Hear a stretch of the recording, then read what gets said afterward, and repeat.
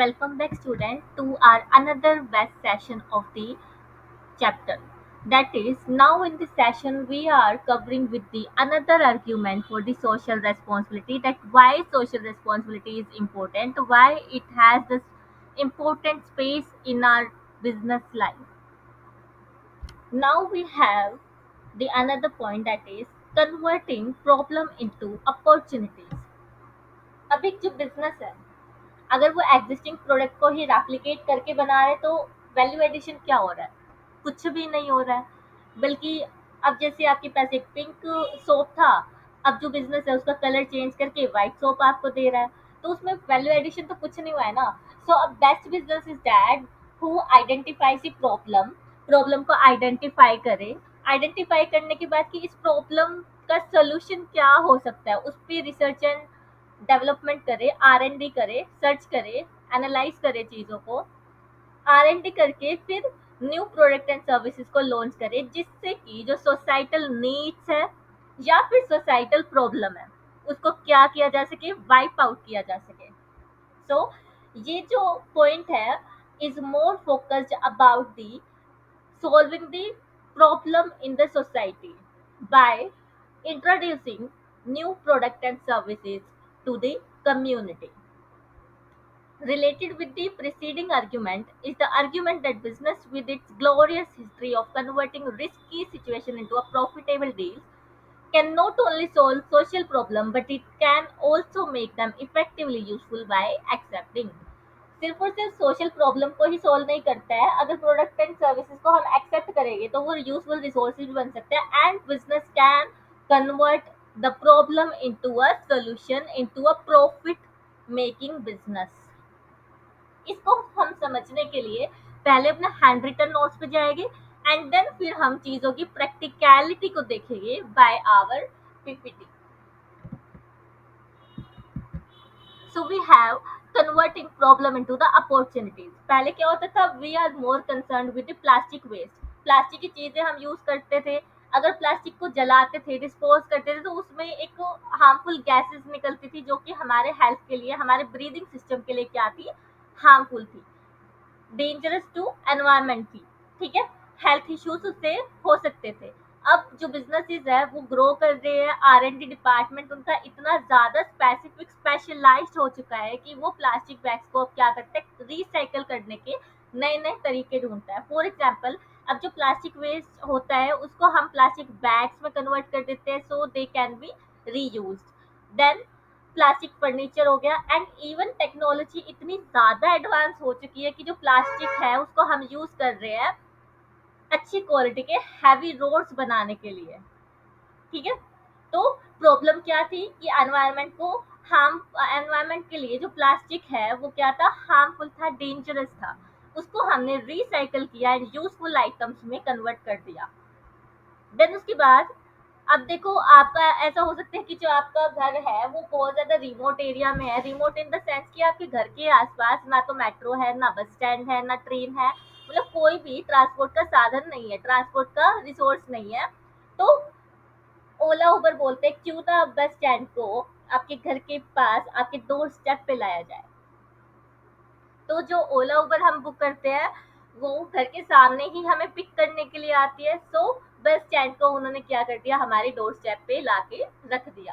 Problem क्या थी, transport की, नियर बाय ट्रांसपोर्ट की, राइट। तो ये अपना था छोटे लेवल का एग्जाम्पल। इससे आपको समझ आया होगा कि यहाँ पे एनवायरमेंट को डेंजर था और यहाँ बस स्टैंड की कमी थी। कमी नहीं थी तो ये कह लो कि आसपास नियर बाय बस स्टैंड नहीं था, तो इसको बिजनेस ने क्या किया, अपॉर्चुनिटी में कन्वर्ट किया एंड इसको क्या बना दिया, प्रॉफिटेबल बिजनेस बना दिया, and society is very happy with that. इसी चीज को समझने के लिए we have one PPT also, converting problem into opportunity. अब प्रॉब्लम मैंने बताया कि जो अपने पास बिजनेस है, बिजनेस का माइंडसेट क्या रहता है कि जो सोसाइटी में प्रॉब्लम्स होती है, उनके बिजनेस में प्रॉब्लम होती है, वे उसको as a problem, as a hurdle, as a stone नहीं देखते हैं इनटू देयर शूज। वो क्या करते हैं, उस प्रॉब्लम को एनालाइज करते हैं, फिर देखते हैं कि उसको किस तरीके से सोल्व किया जा सकता है, उस पर रिसर्च करते हैं, फिर एक अच्छा सा सोल्यूशन ओरिएंटेड माइंडसेट रखते हैं, उसको वो एग्जीक्यूट करते हैं, एंड उस एग्जीक्यूशन का आउटपुट एक गुड प्रोडक्ट हो सकता है, एक सर्विसेज हो सकती है। तो मैंने जैसे इंट्रोडक्शन में भी बताया था कि एक बिजनेस का माइंडसेट कैसा रहेगा, 4 स्टेजेस में। सबसे पहले वो प्रॉब्लम को आइडेंटिफाई किए करेगा, फिर देखेगा कि अगर मैं इस प्रॉब्लम को सॉल्व करने जाऊं तो क्या ये सॉल्व हो सकती है, कि इस प्रॉब्लम को किस तरीके से सोल्व किया जा सकता है, दैट इज एनालाइज्ड पोटेंशियल। फिर उसके बाद डेवलप सॉल्यूशन। सॉल्यूशन डेवलप कैसे होगा, मोर इनोवेशन से, रिसर्च से एंड एडवांस टेक्नोलॉजी से।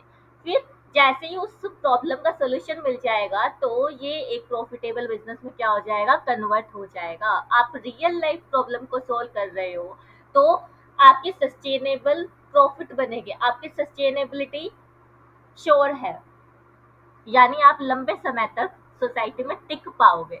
Society will be having trust over your business. अब रियल वर्ल्ड सक्सेस स्टोरीज में, फॉर एग्जांपल इलेक्ट्रिक व्हीकल्स है अपने पास, जो अपने पुराने सीएनजी पेट्रोल इन सब की ट्रांसपोर्टेशन सर्विसेज में यूज होता था, रिसोर्सेज में। तो अब उसकी जगह पे क्या आ गए हैं, इलेक्ट्रिक व्हीकल आ चुके हैं और चार्जिंग स्टेशन भी काफी है। पहले क्या हुआ था कि बिजनेस को चाहिए था ठीक है एनवायरमेंटल पोल्यूशन नहीं होना चाहिए तो इलेक्ट्रिक व्हीकल लेके आ गए, बट सेकंड प्रॉब्लम ये अराइज हुई कि इलेक्ट्रिक व्हीकल तो लेके आ चुकी है, but what about the electricity, what about the charging facility. तो अब आप देखते भी होंगे कि करंटली जो टीवी में एडवर्टीजमेंट भी आती है चार्जिंग स्टेशंस की, अगर किसी ने देखी हो तो शायद आई थिंक वरुण धवन ने की है वो एडवर्टीजमेंट। तो वहाँ पे वो इसी चीज का एम्फसाइज करते हैं कि okay you can now buy the electric vehicle and you don't need to worry about the charging stations. वो बोलते हैं कि 10 मिनट्स में आपका पूरा जो व्हीकल है पूरे दिन के लिए चार्ज हम कर सकते हैं। फिर उसके बाद वेस्ट मैनेजमेंट। वेस्ट मैनेजमेंट अब क्या होता था, जैसे बायोडिग्रेडेबल वेस्ट है, जैसे अपने वेजिटेबल के छिलके होते हैं वो बायोडिग्रेडेबल है, बट उनको अब क्या करते हैं कुछ कंपनीज, फर्टिलाइजर में कन्वर्ट कर देते हैं, जिसको कि मतलब खाद में कन्वर्ट कर देते हैं, जिसको कि हम प्लांटेशन एंड फोरेस्टेशन में यूज कर सकते हैं, that are the real nutrition for our plants. Then उसके बाद दी हेल्थ रेवोल्यूशन। अब जिस जिस तरीके से फैसिलिटीज बढ़ती जा रही है ह्यूमन के साथ उसकी हेल्थ केयर सर्विसेज भी आ जाती है, लाइक अब आपने सुना होगा हर घर में कोई ना कोई शुगर का मरीज होता ही है, ठीक है। उनको चाहिए कि ठीक है हमें ना लाइफ के मजे भी लेने हैं, प्रोडक्ट भी सारे खाना पीना सब कुछ अच्छे से खाना है, बट शुगर नहीं होना चाहिए। तो प्रॉब्लम क्या थी कि people are foodie but they don't want sugar in their food. जहाँ पे कंपनीज ने दिमाग लगाया एंड शुगर फ्री प्रोडक्ट्स को लेके आना स्टार्ट कर दिया। For example you can say कि जो गर्ल्स होती है वो चॉकलेट की बहुत शौकीन होती है, राइट। तो अब हो सकता है कि बहुत सबको शुगर की प्रॉब्लम हो, तो यहाँ पे अपना आ जाता है Nestle, good food good life. Nestle ने प्रोडक्ट लॉन्च किए जिसमें कि वो साफ साफ लिखती है कि there is zero sugar in coffee made, and यहाँ पे भी इन्होंने लिखा है नो शुगर एडेड, इसमें शुगर है ही नहीं। Then we have Amul. Amul की भी डार्क चॉकलेट्स है जिसमें कि वो लिखते हैं शुगर फ्री, बड़ा बड़ा लिखते हैं शुगर फ्री। देन उसके बाद वी हैव डेयरी मिल्क जिसमें वो स्पेसिफिकली मेंशन कर रहे हैं कि this chocolate is having 30% less sugar. Then उसके बाद फॉर्च्यून सोयाबीन ऑयल, एड भी देखी होगी ना, जो रखे आपके दिल का ख्याल। तो यहाँ पे जिस जिस तरीके से आपके पास हेल्थ केयर इश्यूज भी आ जाते हैं उसको भी केटर करने के लिए न्यू प्रोडक्ट्स आ गए हैं which are sugar free, which are suitable for your health. If you are consuming them, you will not be harmed by that product.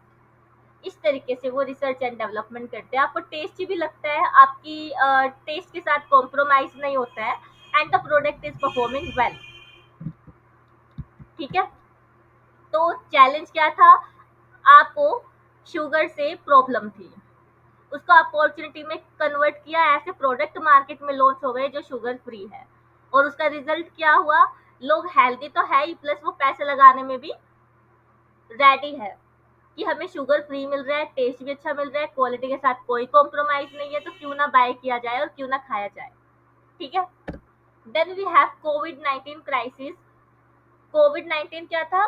Crisis बन चुका था। इसमें क्या हुआ? स्कूल बंद हो चुके थे, डिजिटल इनोवेशन जिसकी वजह से हुई, लाइक स्कूल बंद हो गए थे, तो बट एजुकेशन को तो हम नहीं बंद कर सकते थे ना। तो वहां पे क्या हुआ? Internet services, broadband and education में भी एडवांस टेक्नोलॉजी का यूज किया गया, जिससे कि हम स्टूडेंट्स को ऑनलाइन प्लेटफॉर्म प्रोवाइड कर सके। तो educational access can be from the remote area also. आप घर पे बैठ के भी पढ़ सकते हैं। फिर वही कि बिजनेस माइंडसेट वाला इंसान क्या होगा? वो देखेगा, अच्छा प्रॉब्लम है, okay, so this problem can be an opportunity for me, this problem can make me earn money if I launch a good quality product and services replacing these problems. फिर उसके बाद, अब अगर आप एंटरप्रेन्योरशिप में interested है तो आप भी सोच सकते हैं, आपके पास भी एक टास्क है कि आप सोसाइटी में चैलेंज ढूंढो कि क्या चैलेंजेस आ रहे हैं, क्या प्रॉब्लम्स आ रही है, उसको सोल्व कैसे किया जाए, एंड सोल्व अगर आप कर पा रहे हैं तो बिजनेस की रेपुटेशन अलग बन रही है आपकी, और आप सस्टेनेबल प्रॉफिट भी वहां से क्या कर पाओगे? जनरेट कर पाओगे। सो की टेक अवेज क्या हुए? Vision over problem. प्रॉब्लम को प्रॉब्लम की तरह ना देखा जाए, problem should be equal to the hidden opportunities. Then profit with purpose. Profit आपको कमाना है, but your purpose will be long term survival to cater the long term needs of the society, of the community. Then उसके बाद innovation drive success. अगर आप constant R&D करते हैं, innovative products लेके आते हैं जो कि सोसाइटी की नीड्स को, सोसाइटी की प्रॉब्लम्स को सोल्व कर पाए, तो आपका बिजनेस क्या करेगा? लॉन्ग टर्म तक सरवाइव कर पाएगा, सस्टेनेबल प्रॉफिट, सस्टेनेबल ग्रोथ एक बिजनेस की हो पाएगी। सो यहाँ पे अपना डिस्कशन खत्म हो जाता है किस पार्ट का? Converting problem into opportunities. यहाँ मैंने किस किस चीज का एग्जांपल दिया? Let's write it. सबसे पहले तो प्लास्टिक वेस्ट, फिर उबर ओला, देन उसके बाद हमने देखा शुगर फ्री प्रोडक्ट्स, फिर इलेक्ट्रिक व्हीकल,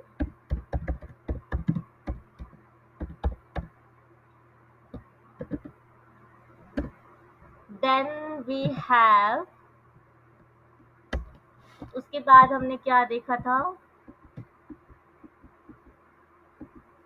इसको हमें सिंपली याद रखना है, problem equal to hidden opportunities. तो इसका क्रक्स यही है जो मैंने लास्ट पॉइंट लिखवाया, problem equal to hidden opportunities.